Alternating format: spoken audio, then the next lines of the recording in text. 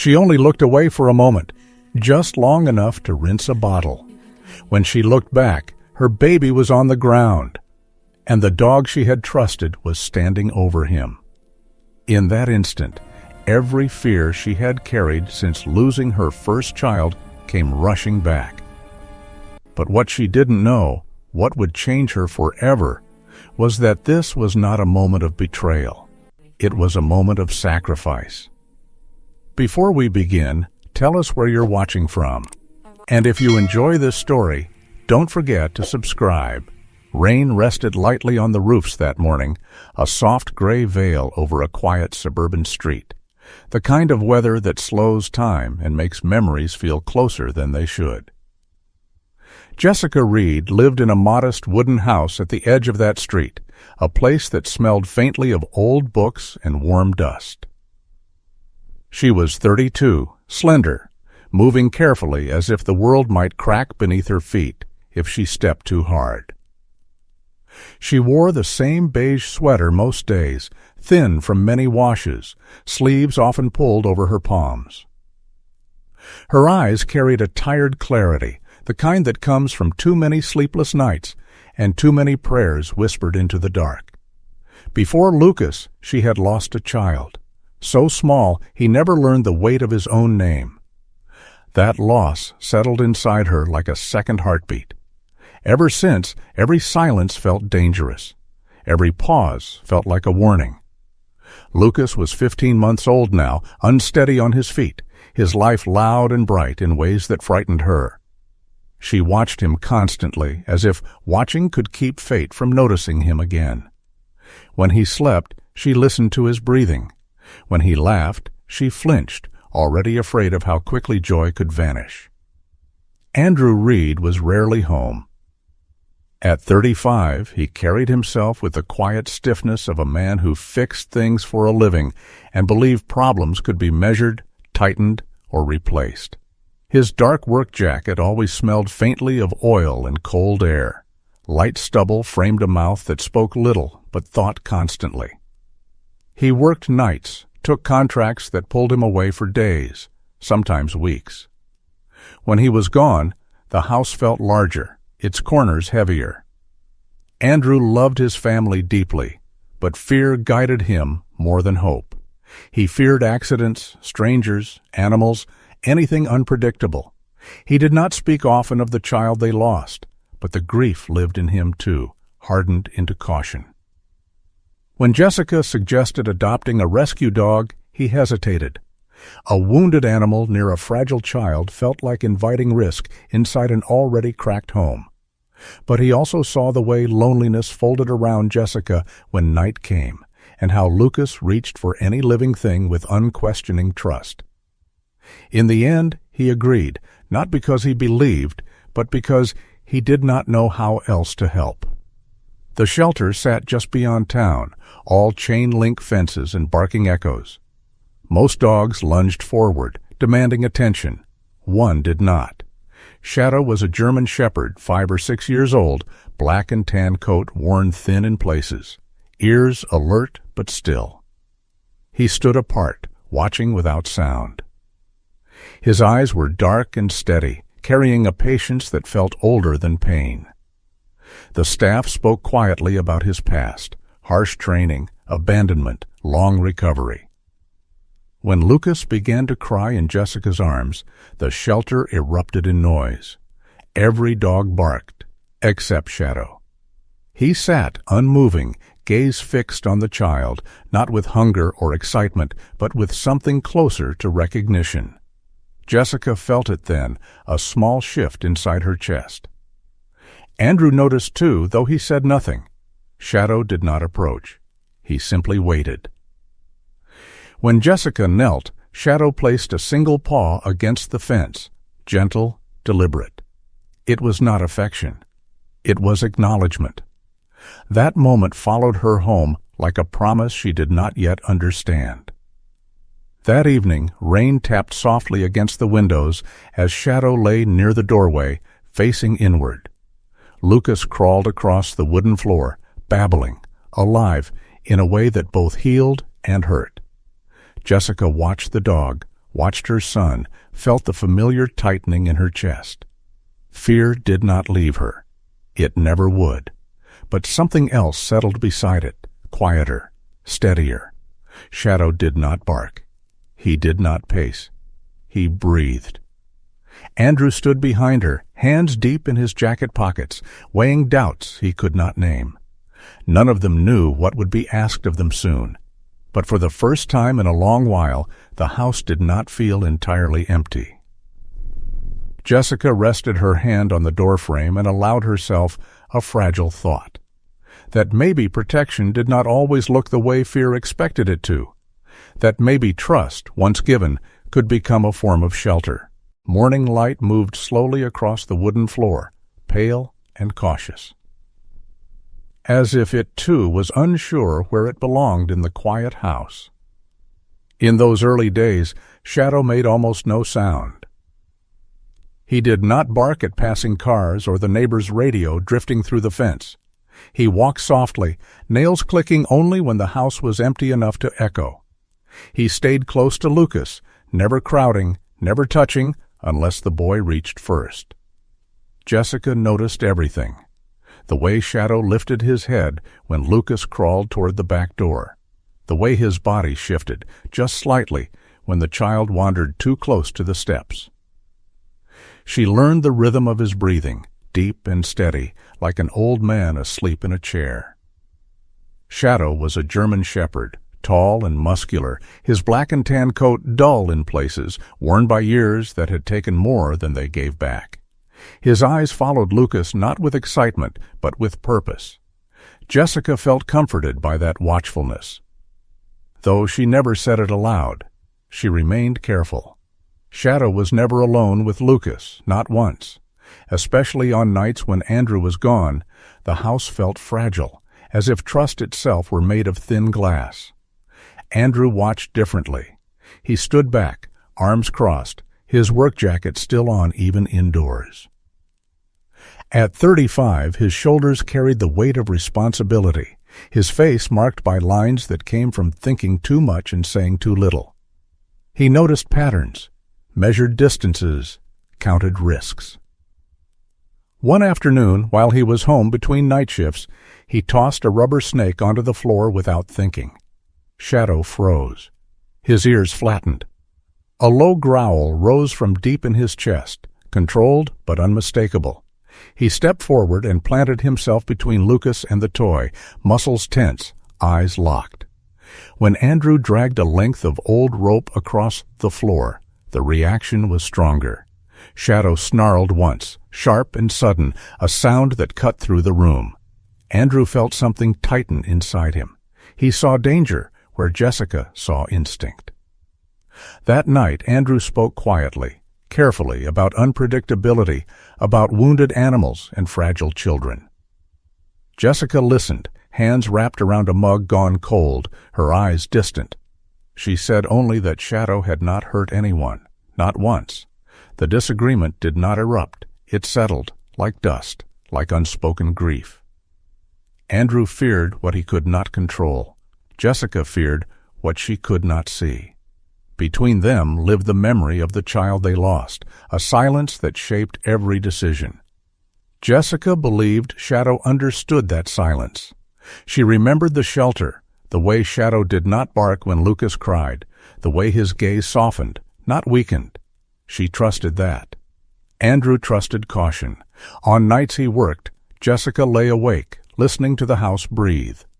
Shadow slept near the doorway, always facing inward, his back to the world outside. She watched him from the couch, light from the hallway resting on his fur. There was something almost reverent in the way he held himself, as if guarding not just a child, but a boundary that mattered. Jessica did not feel safe exactly. But she felt less alone. By the end of that week, nothing had happened. And yet, everything had changed. Trust, Jessica realized, did not arrive fully formed. It crept in. It tested the floor before stepping forward. Andrew kissed Lucas goodbye before another night shift, his hand lingering on the boy's back longer than usual. He nodded once at Shadow, not approval, not rejection, just acknowledgement. Jessica stood in the doorway and watched them both go, husband into the dark, child into sleep. Shadow settled again by the door, breathing slow, eyes open. Jessica allowed herself a quiet promise. Not that nothing would go wrong, but that she would learn to see clearly when it did. Sometimes, she thought, faith was not believing the world was safe. It was believing you would know what to do when it wasn't. The sky that morning was pale and unsettled, light drifting through thin clouds, the kind that makes a home feel briefly suspended between safety and something unnamed. Andrew had already left for his night shift, his jacket gone from the chair, his absence lingering like a draft. Jessica moved through the kitchen quietly, the wooden floor cool beneath her feet. Lucas was outside, the back door cracked open just enough for her to hear him babble to himself. Shadow lay near the threshold, his body angled toward the yard, ears alert, breathing slow. Jessica rinsed a bottle at the sink, counting seconds without realizing it. She had done this 100 times before. Nothing about the morning felt different. And yet, when she glanced toward the window, the world shifted. Shadow surged forward. His body struck Lucas with force, knocking the child backward into the grass. Jessica froze, her hands still under running water, her mind refusing what her eyes were telling her. Lucas did not cry. He did not move. Shadow pushed again, harder this time, urgency sharp in every motion. The sound Jessica made then was not a scream. It was something older, pulled from a place she thought she had buried. She ran. Her feet slipped on the step, her breath tearing in and out of her chest. Before she reached them, Shadow caught the fabric of Lucas's pants and flung the small body aside. The motion was violent, final. Lucas lay still. In that instant, time collapsed. Jessica saw the hospital room from years ago. The white sheets, the silence that followed a heartbeat stopping. She did not think. She only knew. This was her fault. She had trusted when she should have guarded. She had brought danger into her child's life and called it healing. She dropped to her knees beside Lucas, hands shaking as they searched for blood, for wounds, for anything that would tell her he was still here. Lucas whimpered softly, a fragile sound that cracked her open. He was breathing. His eyes fluttered. Relief did not come. Not yet. Fear still roared too loudly. Jessica pulled Lucas into her arms and turned, ready to scream, to fight, to protect. She expected Shadow to be coming for them. Instead, she saw him stagger. His legs buckled. He collapsed onto the grass, his chest heaving in short, uneven breaths. His eyes were wide, glassy, unfocused. Foam gathered at the edge of his mouth. One front paw curled inward, already swelling, trembling as if it could no longer bear weight.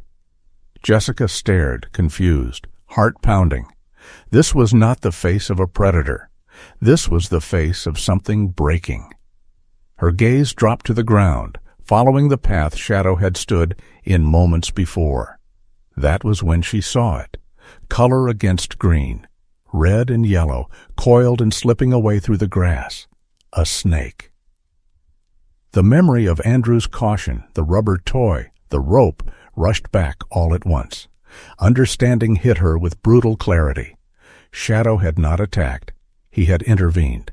Every shove, every desperate movement had been a calculation made without words. Get him away. Take the strike. Buy time.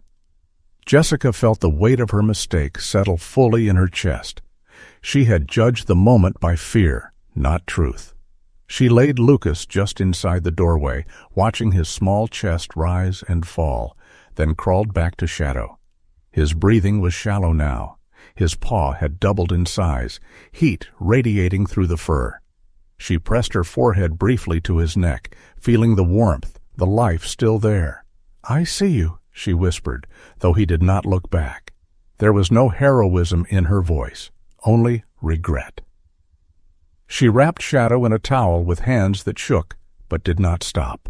She dragged him, inch by inch, muscles burning, heart breaking, to the car. The drive blurred, trees, road, tears. She spoke aloud to keep herself steady, promises forming as prayers, not bargains, commitments. At the clinic doors, she handed him over without ceremony, her arms suddenly empty. She stood outside afterward, holding Lucas against her chest, rain beginning again, soft and unrelenting. In that quiet, she understood something she had avoided for years. Loving did not mean being right all the time. Being a parent did not mean never making mistakes. It meant recognizing them, owning them, and choosing, when it mattered most, to see clearly. Rain had returned by afternoon, steady and patient, darkening the earth and softening every sound, as if the world itself were urging restraint. Jessica reached Lucas first. Her knees sank into wet grass, her arms wrapping around his small body with a careful urgency learned through loss. He was warm. He breathed. A thin scratch traced his cheek, red against pale skin, but nothing more. Relief arrived quietly, not as a rush, but as a trembling release she barely trusted. She pressed her forehead to his hair and listened. Each breath felt borrowed, sacred. When she turned back toward the yard, bracing herself for what she feared would come next, Shadow was not moving toward them. He lay on his side, chest rising unevenly, the muscles that had once held such steady strength now betraying him. His front paw, the one he had used to brace himself between Lucas and danger, was swollen and darkening. Heat rolled off it in waves. His eyes met hers only briefly, clouded but present. There was no aggression there, only effort and exhaustion. Jessica's confusion tightened into something sharper, something that demanded understanding rather than panic. She followed the line of disturbed grass behind him, the way one follows a memory backward. That was when she saw the color, bright and wrong against the green. Red, yellow, black. A snake slipped away, unhurried, as if its work was done. The pieces fell together not as thoughts, but as weight. Shadow had known, before she had, before Lucas could. The rubber snake in the house, the rope, the growl Andrew had warned her about. It had never been threat. It had been memory. It had been recognition. Shadow had seen danger the way only those once hurt learn to see it, early, without hesitation. Jessica felt the truth settle painfully inside her. She had judged him through fear shaped by grief, not by fact. Every shove, every rough motion had been choice, calculation, love expressed without gentleness because there had been no time for it. The realization did not feel noble. It felt humbling and heavy. She laid Lucas just inside the open door, close enough to see him, far enough to keep him safe. Then she returned to Shadow. His breathing was shallow now, his body trembling despite the rain. She knelt beside him, hands hovering, before finally settling on his neck, feeling the warmth still there. "You stayed," she whispered, though he could not answer. The words were not gratitude yet. They were a confession. She wrapped him in a towel she pulled from the house, its fabric soaking through almost instantly. Dragging him toward the car cost her more than strength. It cost certainty. Each step was a surrender of the belief that she had always known best. The drive blurred into sound and color.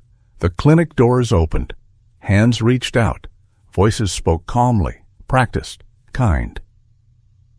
A veterinarian appeared, a woman in her 40s with tired eyes and a steady voice, and took Shadow from her without ceremony. Jessica stood there, rain running down her hair. Lucas pressed against her chest, feeling suddenly emptied of something she had not known she possessed. Time stretched thin in the waiting room. The smell of disinfectant and old magazines mixed with the sound of distant breathing behind closed doors. Jessica watched the floor. She replayed everything. The loss, the fear, the moments she had mistaken caution for wisdom. When Andrew arrived, his jacket still on, his face drawn tight with worry, she looked at him and said nothing. There were no explanations yet, only truth waiting its turn. When the veterinarian returned, her voice was quiet. Anti-venom had been administered. The next hours would decide the rest. Jessica nodded. She did not cry. She simply held Lucas closer and breathed. That night, back home, the house felt hollow. Rain tapped against the door where Shadow usually lay. Jessica sat on the floor and understood something she had resisted for years. Protection did not always look gentle. Love did not always ask permission. And faith, real faith, was not believing you would never be afraid again. It was believing you could face the fear honestly when it arrived. The house welcomed them back with evening light, pale gold resting on the wooden floor, the kind of quiet that follows rain and carries the weight of survival. Shadow came home 2 days later. He moved slowly now, each step measured, his bandaged front paw touching the floor as if the ground itself needed permission. The veterinarian had spoken gently, explaining recovery in careful terms, but Jessica heard only the most important word, alive. Shadow was still here. When Andrew opened the door, Shadow paused on the threshold, breathing deeply, as if memorizing the scent of home again. He did not wander. He did not lie down. He settled just inside the doorway, turning his back toward the interior of the house, facing outward. It was not obedience. It was instinct, older than training. Lucas toddled forward, uncertain but drawn by familiarity. He reached out and rested his small hand on Shadow's leg. Shadow did not move.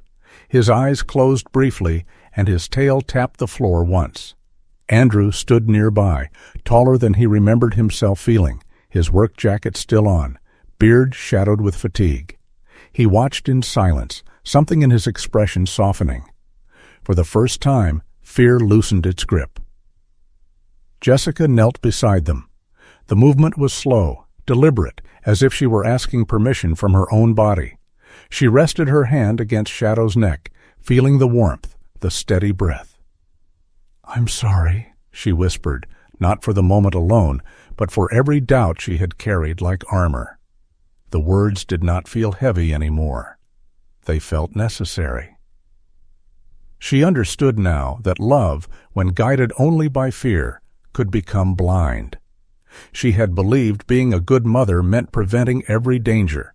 But danger, she was learning, did not always announce itself. Sometimes it required trust instead of control.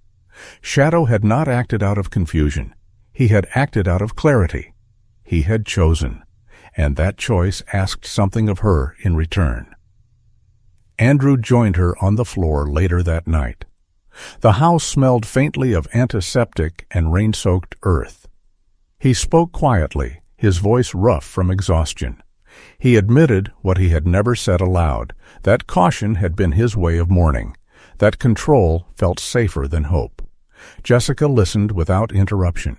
Between them lay years of unspoken grief, now exposed, but no longer sharp.